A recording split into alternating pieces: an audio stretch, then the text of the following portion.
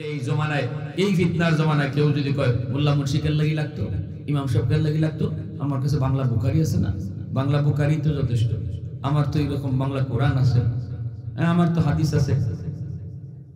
এটা হইল ইবলিসের মিশন, ঠিক কিনা জোরে বলেন?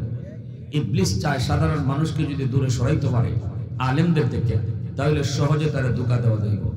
কারণ হাজারো আবেদ আর একজন আলেম, ফকিহুন ওয়াহিদুন আশাদ্দু আলা শাইতানি মিন আলফি আবিদ। হাজার আবিদ যে আলিম না কিন্তু তাহাজ্জুদ পড়েন, হালাল পথে চলেন, হারাম থেকে বাচ্চা তখন আলিম না, একদম নবীর আদর্শ মতো চলেন, এরকম 1000 আবিদরে পথভ্রষ্ট করতে, গোমরা করতে শয়তানের যদ্দূর না কষ্ট হয়, রাসূল বলেন একজন আলিমরে পথভ্রষ্ট করতে শয়তানের এর থেকে বেশি কষ্ট হয়।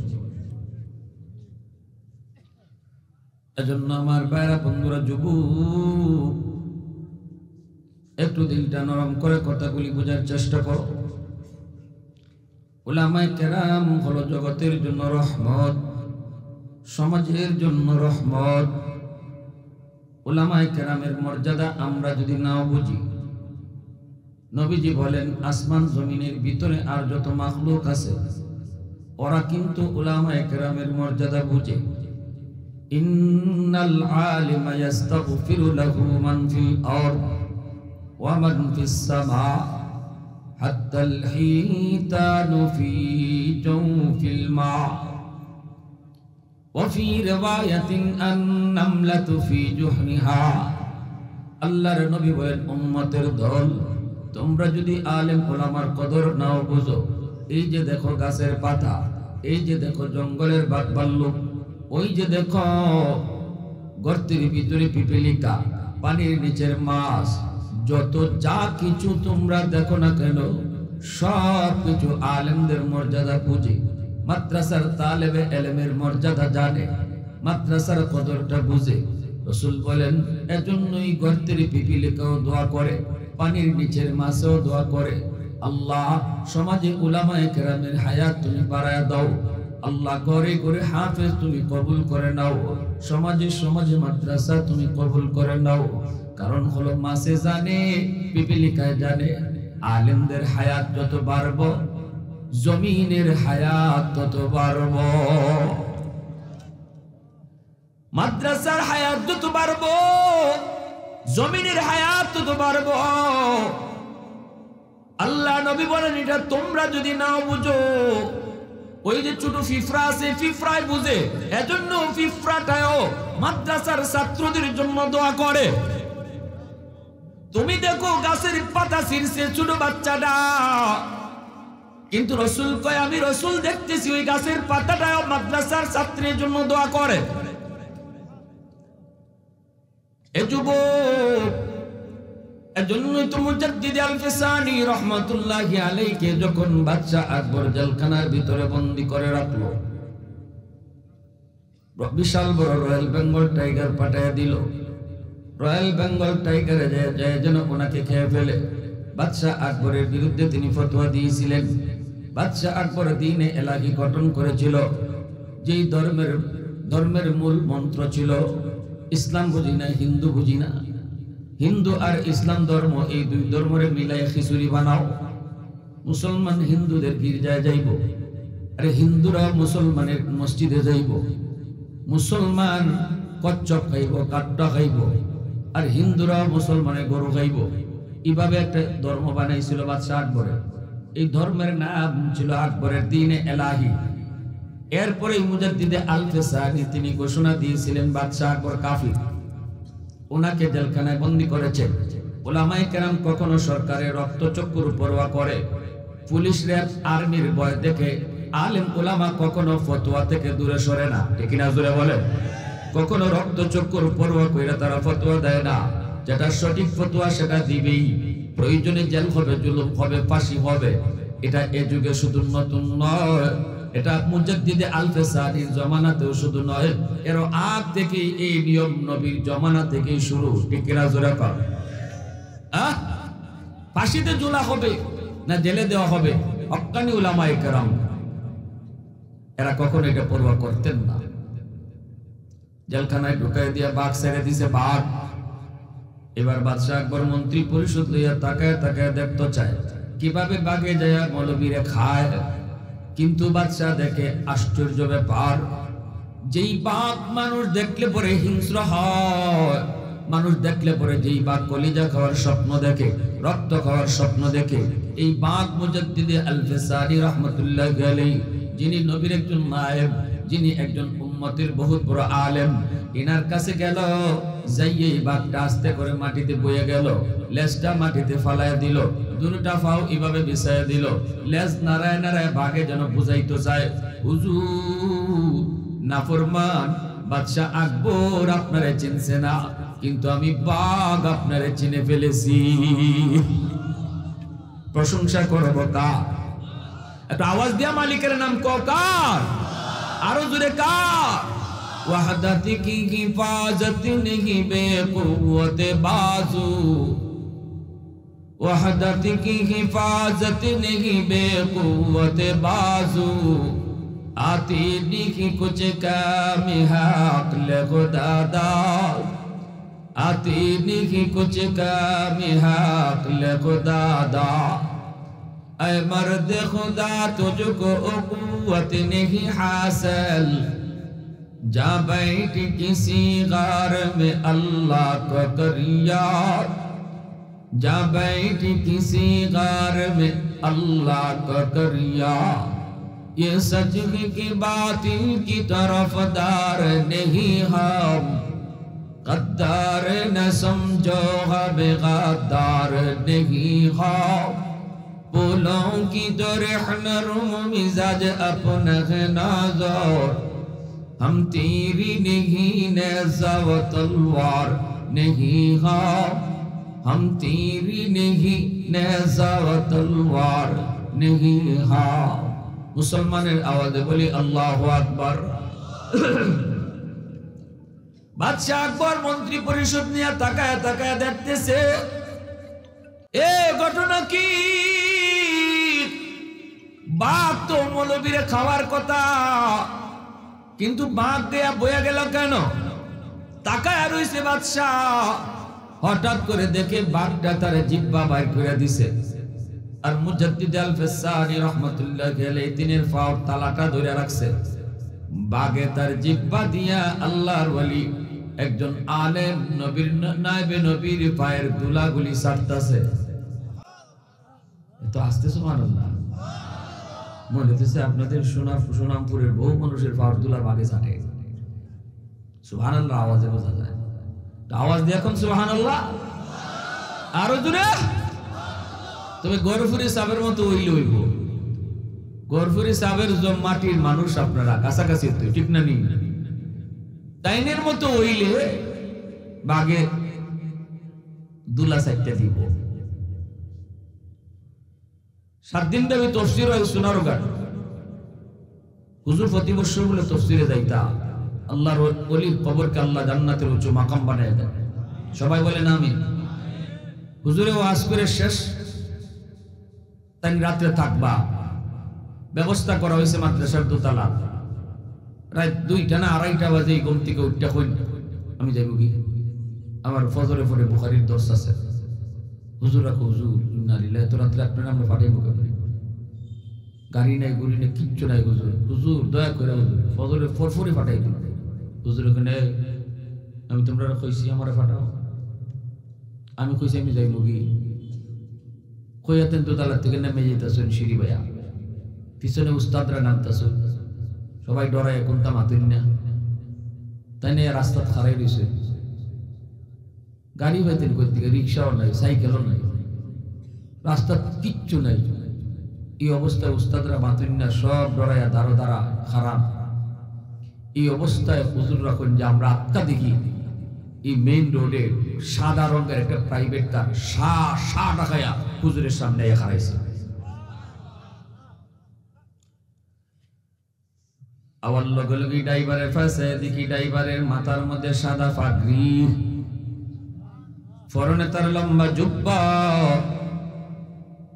সুন্দর সুন্নতি দাড়ি, গেটটা বাইর করে কয় হুজুর আপনি বসেন, সালাম দিয়ে কয় হুজুর বসেন। হুজুর তিনি গেট দরজাটা খুললে গাড়িতে বসে পড়লেন। এইবার সোনারঘাটের হুজুররা বলতেছে আমরা গাড়ি যাইতে দেই না। আমরা বলতেছি ভাই তুই কে তুমি একটু পরিচয় দাও। তোমাকে আমরা তো কোনোদিন আমাদের এলাকায় দেখি নাই, এমন কোনো গাড়ি তো আমরা দেখি নাই। তোমার এই গাড়িটা কোন গ্যারেজে রাখো, কোন মালিকের গাড়ি, নাকি এটা তোমার? ওই বাড়ি কই তোমার, কই লিয়ে যাও হুজুর রে, একটু জানার ইচ্ছা আসেনি না? কতজন তো বালার নিয়তের নিয়ে ক্ষতিও করতে পারে, মাতো না বাবা। হ্যাঁ খাইতার সাহেব মায়ের বাঙ্গারির কথা কইয়া আওর লয়ে গেছি গা মারতো। কয়জন দুই গ্রামের মাঝে মারামারি লাগছে, আপনি না গেলে পরে কয়জন যে খুন হয় ঠিক নেই। মূলত এরা ডাকাই, বর্ষার মৌসুম, ভরা মৌসুম, সব নৌকা দুটি চলিয়া খালি শুনছি যে তাই গেলেই মারি ভেঙে দিব, দেরি নাই নৌকা দুটি গেছে। আর এরা লইয়া রানা দিছে। মূলত এরা হইল গাঞ্জুটি গাঞ্জাকুর। আর এরা হইল ওই যে যাত্রার প্যান্ডেল করাইতো। খাদ্যের সাবের কারণে এই যাত্রা করাইতে পারে না, তাই যেখানেই শুনছেন যাত্রা হইব এখানে গিয়ে হাজির হইয়া যাত্রা ভেঙে গেছে। জানেননি আপনারা? এটা বহুত বড় মুজাহিদ আসলা। আল্লাহ তুমি তোমার ওলির কবরকে জান্নাতের উচ্চ মাকাম বানাও। সবাই আওয়াজ দিয়ে কমে আমিন। এখন আওয়ারের মাঝখানে নিয়ে কয় মৌলবী তোমার মারতাম আনছি, তোমার লাগি জীবনে বহু কষ্ট করতেছি, আমরা গান বাজনা করাইতাম পারি না। খাত্তার সাহেব এখন হাসানি ওই সুনামগঞ্জের আওয়ারের মাঝে নিয়ে আল্লাহর ওলি কোনতে এখন আমার 2 রাকাত নামাজ পড়ার সুযোগ দিবাইনি। কয় সুবিধা নাই, জীবনের শেষ নামাজ পড়িলাও। তাই নৌকার মাঝে নামাজে দাঁড়াইছুন, বইয়া বইয়া নামাজে শুরু করছুন, সাথে সাথে আল্লাহ পাক তুফান শুরু করে দিছে। কিতা শুরু হইছে? হাওরের মাঝখানে এত বড় তুফান, চতুর্দিকে পানি আর পানি, কিছুই দেখা যায় না। কোন গ্রামের পাশে আছে, কোন জায়গায় আছে কিছুই বোঝা যায় না। এত ঝড়, এত ঢেউ। এইবার ডাকাতের দলেরা কয়, খনির দলেরা কয় হায় হায় মৌলবীরে পরে মার মনে আগে নৌকা সামলাও, যদি নাও ডুবি যায় তাহলে তো মৌলবীর লগে আমরাও মরব। কারণ হাতরাইয়া কুল কিনার পাওয়া যায় তো যে কোনো ফার পাওয়া যায় না, কোনো ফারটা কিচ্ছু দেখা যায় না। কোনবা হাতরাই ভাই মরবাই হল, আগে নাও সামলাও। এখন এরা তাড়াতাড়ি নাও সামলাইতেছে, তুফান থেকে নাও বাঁচানোর জন্য চেষ্টা করতেছে। এর ভিতরে আল্লাহর ওলি তিনি নামাজেই মগ্ন। আল্লাহু আকবার জোরে কও। সামলাইতে হঠাৎ করে দেখে নাও একটা ঘাটে গিয়া লাগছে। কোত্থেকে ঘাট, কোন ঘাট কিছুই বুঝে না, বুঝার তো কথা না। ঘাটে লাগা মাত্রই দেখে কিছু মানুষ টর্চ লাইট লইয়া দৌড়ে আইতেছে। কেডা এত রাত্রে ঘাটে কেডা লাইট লিয়ে আইতেছে? একটু পরে তাকায় দেখে এই লাইট মারনেওয়ালা মানুষগুলা সাধারণ কোন মানুষ না, এরা পুলিশ। এরা কেডা? লাগছে গিয়া সুনামগঞ্জের থানার ঘাটো। পুলিশ দৌড়ে আইসে, আইয়া দেখে খাইতার সাবরে দেখি তো চিনে লাইছে, ঠিক না? নেই হুজুর এত রাত্রে আপনি নৌকায় এই ঘাটে, ঘটনা কি? ডাকাতির দলে বুঝছে আমরা কাম শেষ, আমরা তো ধরা খাইলেছি সবগুলি। এরা হুজুরের পাও পরে কয় হুজুর জীবনের লাগি মাপ চাই, আর জীবনে আপনার বিরোধিতা করতাম না, তওবা করলাম, জনমের তওবা করলাম, আর জীবনে কোনো গুনাহ করব না, গান বাজনায় যাইব না। হুজুর আমারে বাঁচান, হুজুর আমাদেরকে বাঁচান। পাও পড়ে রইছে। পুলিশেরা কয় হুজুর এরা আপনার পাও পড়ে আছে কেন? এরা কি অপরাধ করছে? কাইতের সাহেব কই এরা আমার খাদিম, ভুল করছিল, আমি মাফ করে দিলাইছি। मैं तालिब मौला हूँ मेरे इश्क़ निराला, मैं तालिब मौला हूँ मेरे इश्क़ निराला, है जुमला जहाँ जिनके तजल्ली से उजाला, है जुमला जहाँ जिनके तजल्ली से उजाला, मा दरूद जहाँ गैर खुदा यार नदारम, जुज़ याद खुदा ही चिदिगुर कार नदारम, जुज़ याद खुदा ही चिदिगुर कार नदारम। मुसलमाনের আওয়াজে বলেন আল্লাহু আকবার। আমার ভাইরা বন্ধুরা, এজন্যই এই মানুষগুলো এরা তওবা কইরা হুজুরের সাথে খাদেম হিসাবে সারা জীবন ছিল। এই মানুষগুলি কারা? হুজুরের জীবনও কোনোদিন কন নাই, জীবদ্দশায় এরাও এই কথা প্রকাশ করে নাই। হুজুরের ইন্তেকালের পরে এই মানুষগুলা থেকে এই ঘটনাটা প্রকাশ পাইছে, নতুবা খাদ্যের সাহেব জীবনও এই ঘটনা কারোর কন নাই, এরাই প্রকাশ করছে। এই মানুষগুলা মরণ পর্যন্ত খাদ্যের সাহেবের খাদিম ছিল। আল্লাহু আকবার, জোরে কোন, আরো জোরে কোন আল্লাহু আকবার। এজন্যই কে কোন উদ্দেশ্যে কোথায় লইয়া যায় কেউ জানে না। সোনারুঘাটের হুজুররা কয় আমরা গাড়ি আটকাই দিছি। ভাই তুই কে? হুজুররে লইয়া তুই কই যাও? একটু পরিচয় দিয়া যাও, গাড়িটা কার, তুমি কই থেকে আইছো, তোমার বাড়ি কই? ড্রাইভারে কোনো কথাই কয় না। এরা যে এত কথা জিগায়, ড্রাইভারে কোনো কথাই কয় না। শেষ পর্যন্ত গরফুরি সাহেব রাহিমাহুল্লাহ, আল্লাহর ওলি, তিনি লাঠি দিয়া হুজুরদেরকে মারেন আর বলতেছেন, এই তোমরা এরে কিতা জিগাও, এরে তোমরা কিতা জিগাও, এ মারতে পারবো নি, এ মানুষ নি মারতো। আল্লাহু আকবার, আরো আসতে হও, আরো আসতে হও, আল্লাহু আকবার। তাহলে কি বোঝা গেল? নবী বলেন, তোমরা মানুষ যদি আলেম উলামাদেরকে কদর না করো, আসমান জমিনের আর যত মাখলুক আছে তারা কিন্তু বুঝে কদর করে। ঠিক কিনা? জোরে কও, আরো জোরে কও, ঠিক কিনা? হামসাপুরের মোতায়েম শাহ হুজুর আজকে দুনিয়ায় নাই, আপনার পাশে না? দুনিয়ায় নাই। আমি হামসাপুরে তো পড়ছি, রমজান একবার আসছি, হুজুরের কাছে পড়ছি। হুজুর তো অন্ধ আসলা, চোখে দেখতা না, জানেননি আপনারা? হুজুর অন্ধ আসলা। তো হুজুর কত বড় বুজুর্গ আসলা। আমরা ক্লাসে যখন আইছি প্রথম দিনই মাখসি হুজুরে কইছেন যে, হুজুর বাবারা তোমরা মনে কইরো না শুধু তোমরা ক্লাস করো, এখানে তোমরার সাথে আরেকটা জাতীয় ক্লাসও বইছে। কারণ হুজুরের ক্লাস শুধু মানুষে নেয় না, হুজুরের ক্লাসে জিন্নাতেরাও বসে। অতএব তোমরা যেখানে বইছো, তোমার পাশে যে বয়া এই লোকটাই হয়তো মানুষ না, সে জিন। এই কথা কইলে আমরা শুধু শুধু ছাত্র মানুষ কইল যে তার পানি আছে মাত্র না বাবা। হুজুর ওই যে পিছনে একটা জানালা খোলা আছে, এটা কোনো সময় বন্ধ করো না, ইগিন দেরা আয় যায়। ও আল্লাহ, আরো ডর লাগিয়েছে। এরপরে হুজুরের প্রথম দিন আইসেন, বইসেন পরে পরিচয় নিতেছেন। আমি যখন কইছি আমি খাদ্য মাদ্রাসার থেকে আইসি, তখন তো হুজুরে খুশি, ও খাদ্যার সাহেবের এখান থেকে আইসো, সাহেবে কিতা করেন, বালা আসেননি। আর খাদ্যার সাহেব আমার কই দিয়েছেন, বাজার যাইতেছো হামসাপুরের মোতায়েম সাহেব কিন্তু বহুত বড় হুজুর, বহুত বড় আল্লাহ ওয়ালি, আল্লাহ ওয়ালা, বহুত বড় কুতুব, দোয়ানিও দোয়ানিও, কুতুবে কুতুব সিনে, ওলি ওলিরে সিনে, মানিকে মানিক সিনে, রতনে রতন সিনে। ঠিক কিনা জোরে হোক? হ্যাঁ, আর যে চুরি করে হে আরেক সুর রয়েছে, ঠিক না? নি গাঙ্গের হিফারও হে সারা রাত চুরি করে আত্মগ্ধ হয়, আর হিফারও আরেকজন আল্লাহর বলি তাহাজ্জুদ করার লাগে ওযু করে। সুরে মনে মনে দূর, আমি ভাবছিলাম আমি একলাই চুরি করি, হিফারও দিয়ে আরেক সুরে আত্মগ্ধ হয়। ওই হ্যাঁ যে চুরি করে আইসে, এখন হিফার এই লোকে তাহাজ্জুদ করার লাগে ওযু করে, হ্যাঁ মনে করছে চুরি করে আত্মগ্ধ হয়। আর তাহাজ্জুদ যিনি পড়ে, ইনি মনে মনে খাল্লা রে, আমি ভাবছিলাম আমি একলাই খালি তাহাজ্জুদ করি, ওই ফারে দিয়ে আরেকজন আল্লাহর ওলি তাহাজ্জুদ করার লাগে ওযু করতেছে। আল মারউ ইয়াকিসু আলা নাফসি, মানুষ যে যেমন এরকমই আরেকজনের ধারণা করে। ঠিক না? নি মাতবা? হ্যাঁ,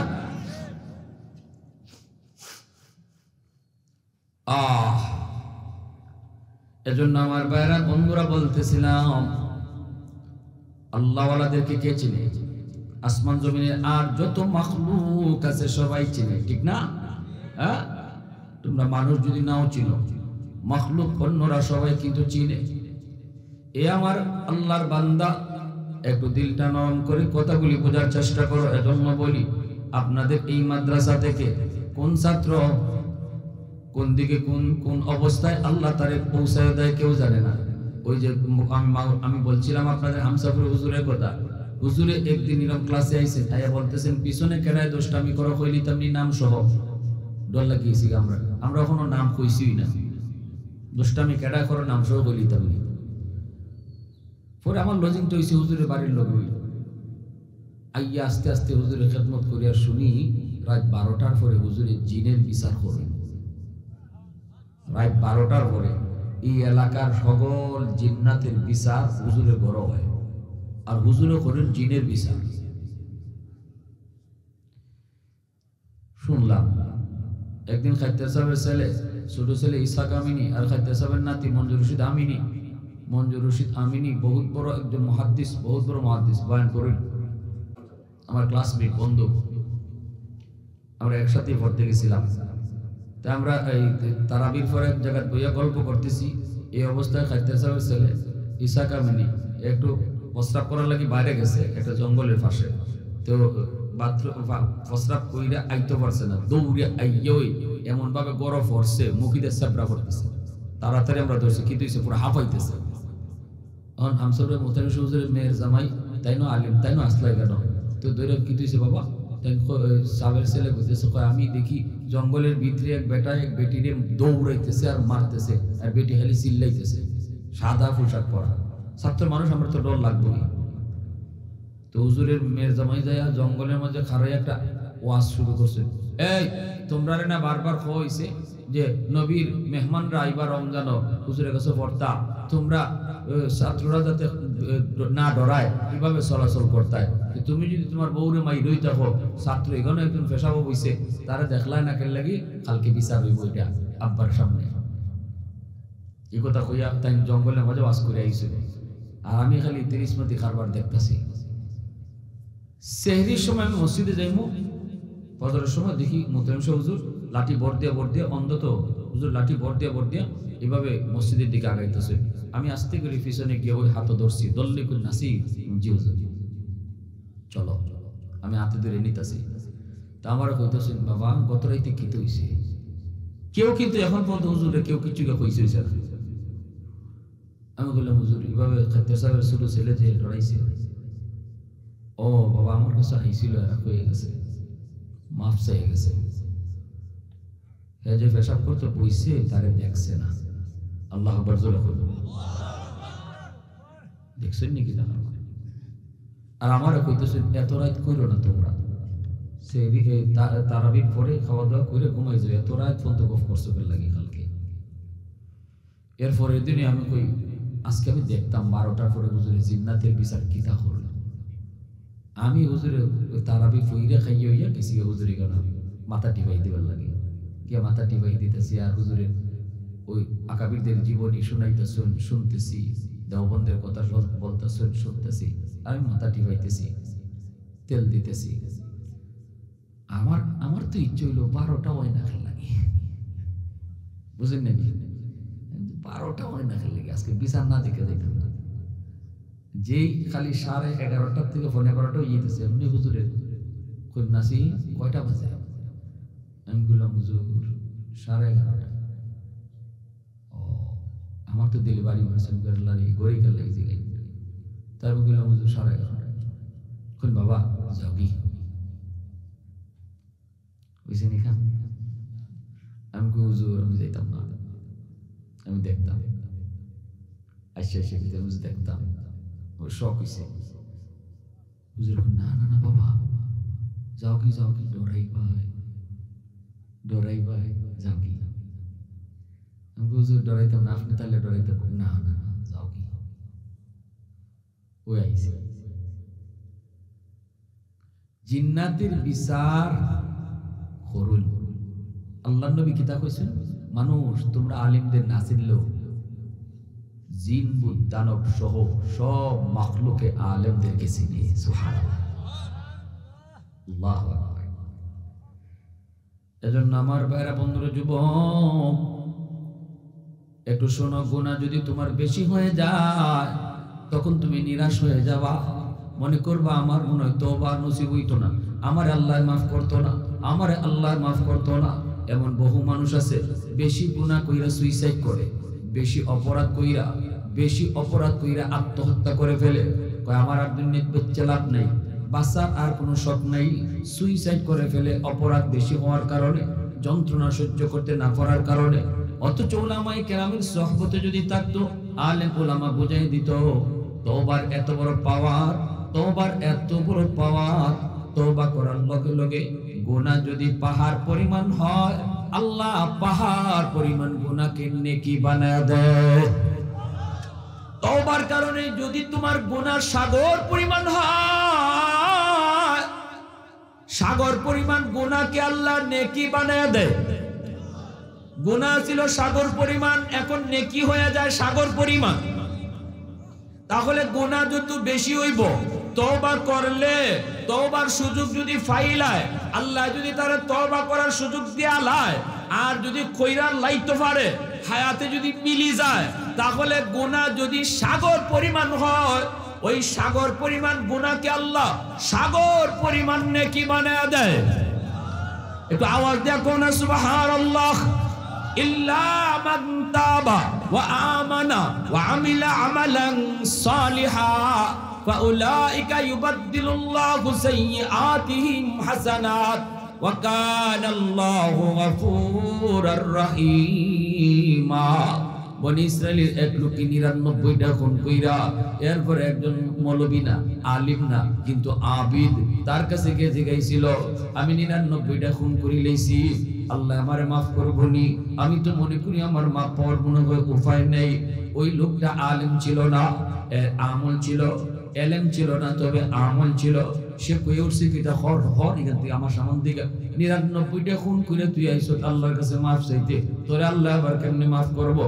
বলা মাত্রই কয় তুই আর ৯৯টা রাখতে লাভ কিতা ১০০ ফুরাইলেই, তোরে মাইরে ১০০ ফুরাইলেই। বুঝছেন না কারণটা? আমার যদি মাফ হই আর হইতো না, তে ৯৯ আটকে লাভ কিতা?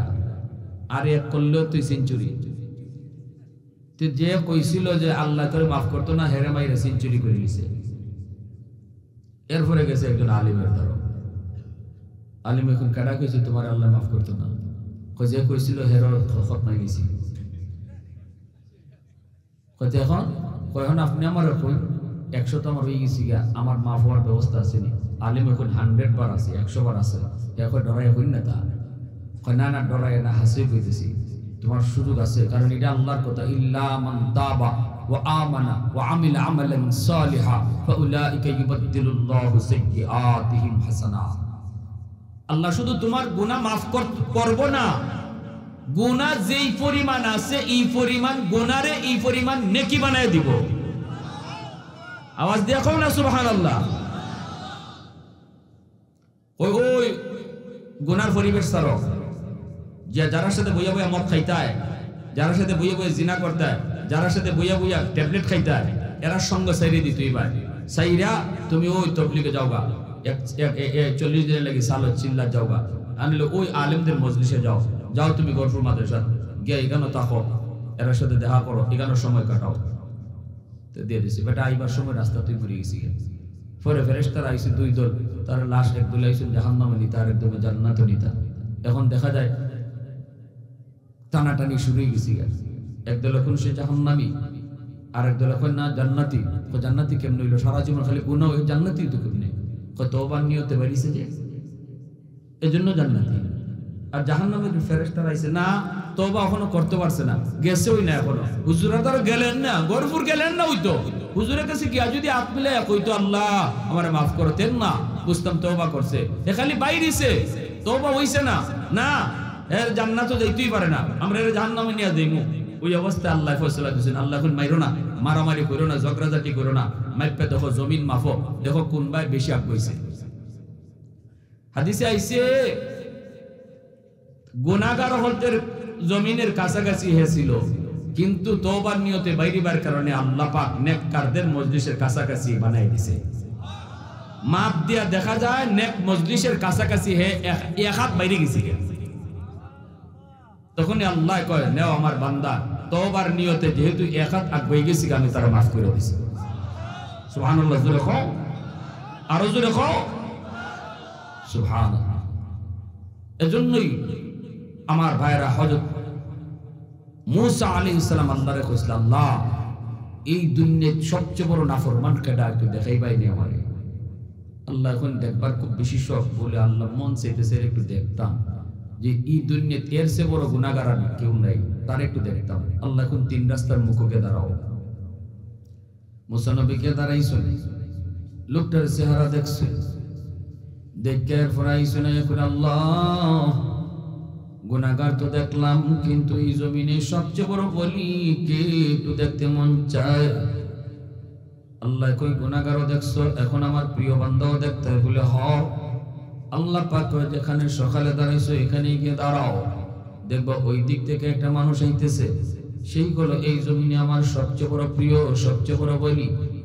মুসা নবী তিনি এখানে গিয়ে দাঁড়ায় দেখেন, আল্লাহু আকবার, সকালে যেই লোকটা এই দিক দিয়ে গেছে তার কোলের মধ্যে একটা শিশু বাচ্চা, এই লোকটাই আবার বাচ্চাটারে নিয়ে এই দিক থেকে ফিরতেছে। সকালে ছিল দুনিয়ার সবচেয়ে বড় নাফরমান, বিকালে ফিরতেছে দুনিয়ার সবচেয়ে বড় ওলি হইয়া। লোক কয়জন?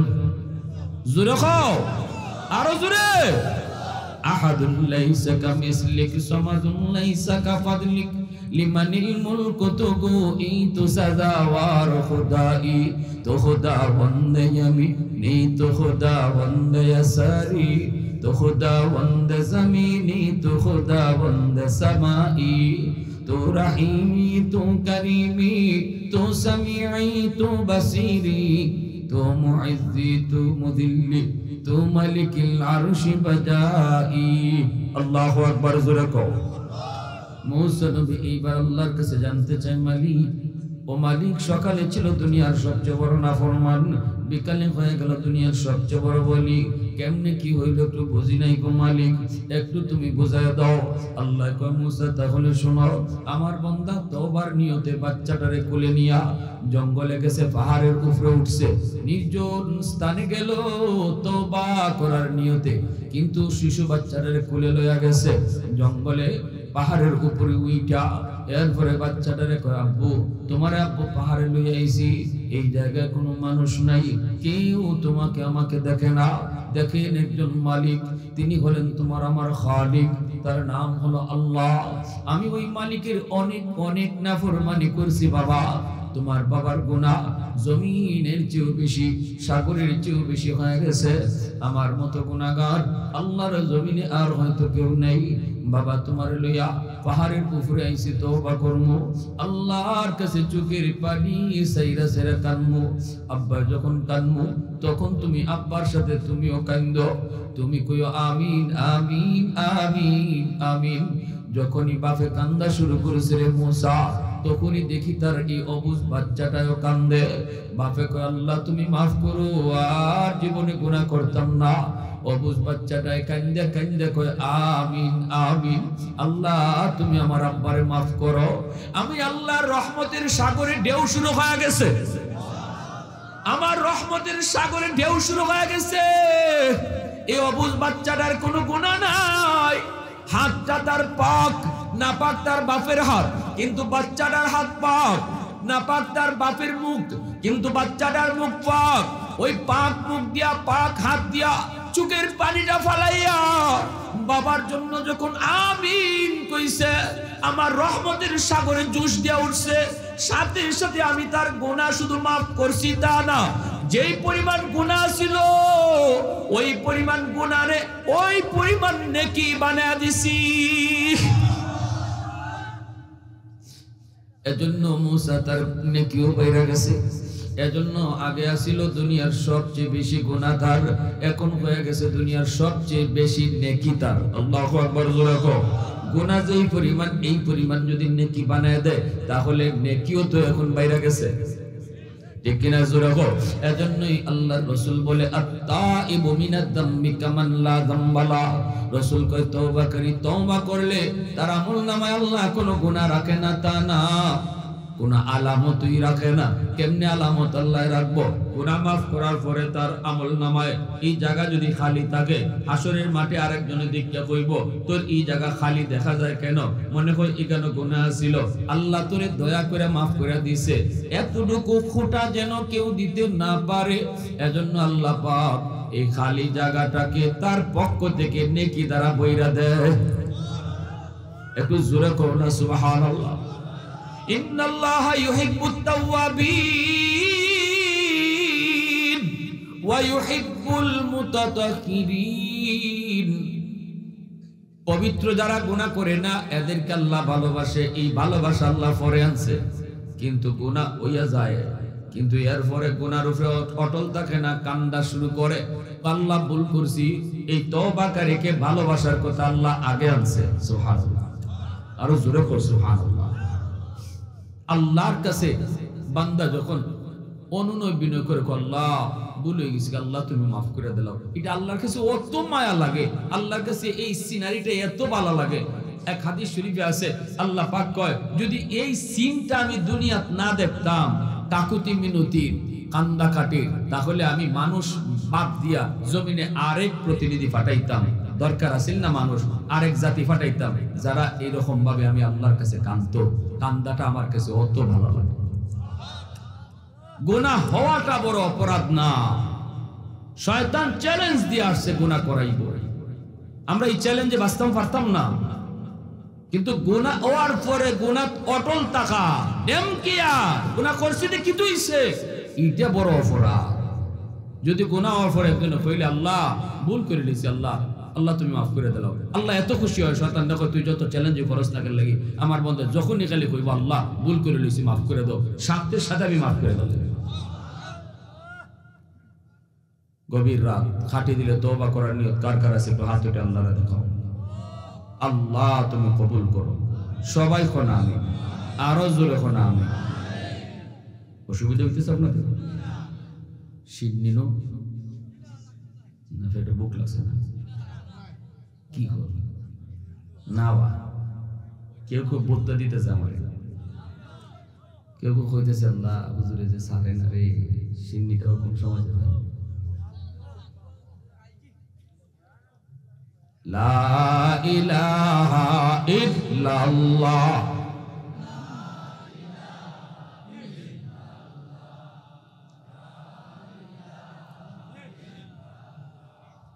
লা ইলাহা ইল্লাল্লাহ মুহাম্মাদুর রাসূলুল্লাহ। জোরে সুরে বলি সাল্লাল্লাহু আলাইহি ওয়াসাল্লাম।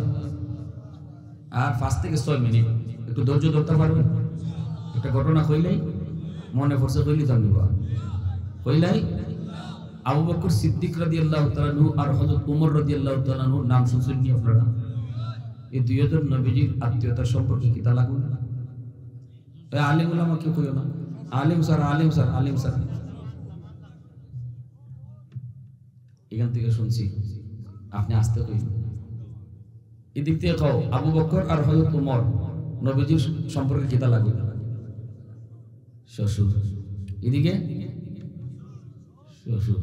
হোর হোর কইলা, হোর কইলা বাঙালি একবারে বালাগঞ্জের ভাষায় কিতা লাগুন হোর। আর নবী হইলা দামান। আর পরের যে দুইজন হযরত উসমান আর আলী, পরের যে দুইজন খলিফা, এই দুইজন নবীর সম্পর্কে কিতা লাগুন?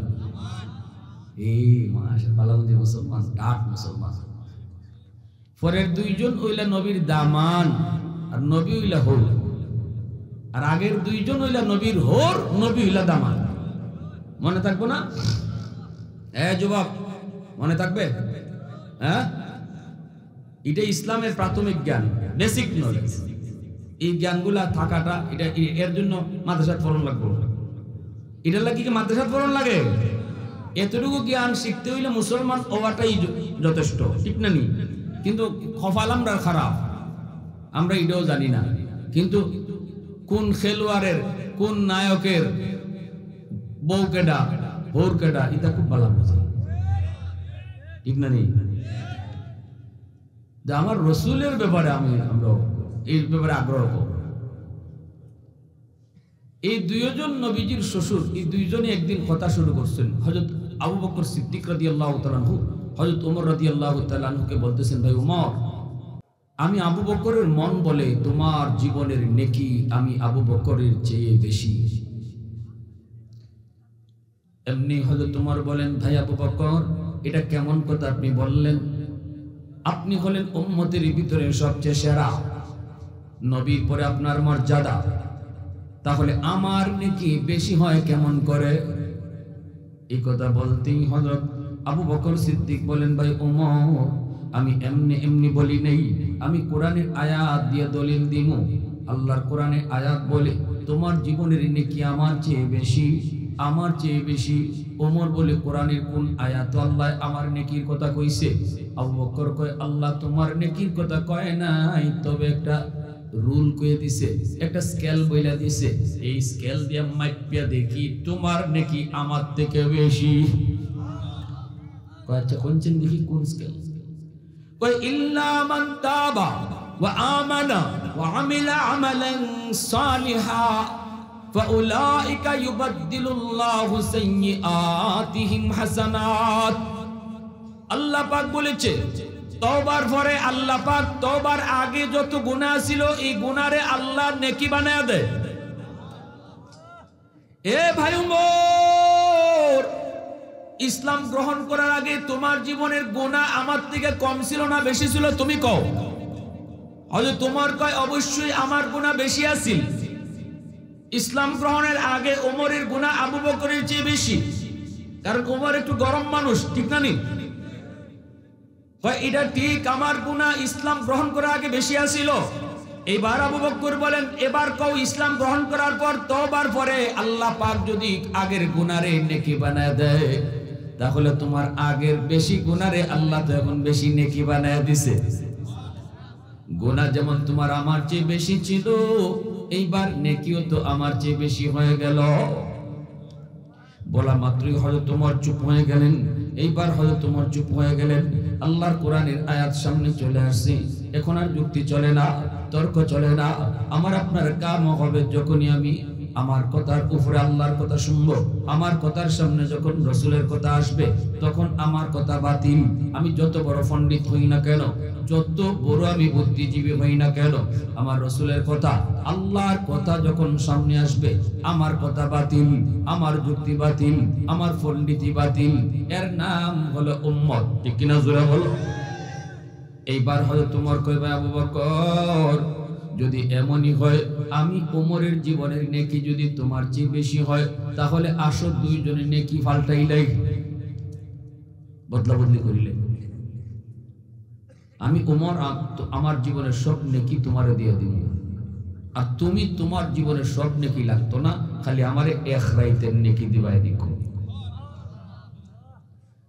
আবু বকর সিদ্দিক বলে ভাই ওমর কোন রাতের নেকি তুমি চাও? সাথে সাথে হযরত ওমর চোখের পানিটা ছাইরা কয় যেই রাতে আমার নবীর সাথে তুমি হিজরত করেছো, যেই রাতে আমার নবীর সাথে মক্কা থেকে মদিনা হিজরত করেছো, ওই রাতের নেকিটা যদি আমি ওমর রে দাও, আমি ওমর আমার জীবনের সব নেকি তোমারে দিয়া লাইমু। আবু বকর সিদ্দিক বলে ভাই ওমর আমি নিজেও জানি না ওই রাতে কি পরিমাণ নেকি আমার হইছে, চলো আমরা নবীর কাছে যাই। দুজন চলে আসলেন আল্লাহর নবীর কাছে। এইবার মায়ার নবীকে এসে বলতেছেন নবী গো আমরা জীবনের নেকি পাল্টাইতাম, বদলা বদলি করতাম, আপনি একটু কোন এই রাতে কি পরিমাণ নেকি আমার হইছে? রাসূল কয় কোন রাত? সিদ্দিক বলে যে এই রাতে আমি আপনার সাথে হিজরত করেছি, ওই রাতের নেকি ওমর চায়, আর ওমর তার জীবনের সব নেকি আমাকে দিতে চায়। বলা মাত্রই নবী বলতেছে ওমর এক রাতের নেকি তাই বলে হ। আবু বকর শুনো, দিবাই কি দিবাই না, বদলাইবাই কি বদলাইবাই না আমি কইতাম না, কারণ তোমরা দুইজনই আমার ভুল লাগো। একজনের পক্ষে যদি যায় আর একজনে একটু লস হয় আর একজনের লাভ হয়, আমার উপরে মন খারাপ হইব, ঠিক না? নি দুইজনই তোমরা ভুল, আমি কইতাম না, তোমরা বুদ্ধি শুদ্ধি কম না, তোমরা দুইজনই বুদ্ধিমান। তবে যে রাতের নেকি তুমি জানতে চাইছো এটা কইলাই, যেই রাতে তুমি আমার সাথে হিজরত করেছো ওই রাতের নেকি যদি তোমার এক পাল্লায় রেখে দেওয়া হয়, আর উমর সহ গোটা উম্মতের নেকি যদি এক পাল্লায় রাখা হয়, তোমার ওই এক রাতের নেকির পাল্লা ভারী হয়ে যাবে। আরো জোরে কন্যা সুবহানাল্লাহ। सिद्दीक तेरा नाम से इस्लाम रहेगा, सिद्दीक तेरा नाम से इस्लाम रहेगा, दुनिया की सदाकत में तेरा नाम रहेगा, फारूक तेरा नाम से इस्लाम रहेगा, दुनिया की अदालत में तेरा नाम रहेगा, दुनिया की अदालत में तेरा नाम रहेगा। मुसलमाনের আওয়াজ কো আল্লাহু আকবার। সাথে সাথে আবু বকর সিদ্দিক এই কথা শুনে শিরা টানলা। আবু বকর কই ভাই ওমর মাফ চাই, আমি বদলাইতাম না। তাহলে কি বোঝা গেল? তওবা করলে আল্লাহ পাক জীবনের পিছনের সব গুনাহের নেকি বানায়া দেয়। আজ এই রাত্রে আমরা তওবা করতাম, আল্লাহর নামাজ ছাড়ছি আর ছাড়তাম না, বাপ মারে কষ্ট দিছি আর দিতাম না। জীবনে কত যুবক যৌবনে কবরে গেছে, তোমার সমবয়সের যুবক কবরে শুয়ে আছে। এখানে আমরা যারা আছি প্রত্যেকেরই দেখা যায় সমবয়সের কেউ না কেউ কবরে চলে গেছে। এজন্য সময় পাবা না, তওবার সময় পাবা না। এই মুহূর্তে আমরা তওবা করতেছি, কারা কারা একটু হাত উঠে আল্লাহকে দেখাও। আল্লাহ তুমি কবুল করো, আমাদের প্রত্যেকের তওবাকে কবুল করো। আল্লাহ যা গুনাহ করেছি আর করব না, আল্লাহ আমাদেরকে মাফ করো। সবাই বলি আমিন।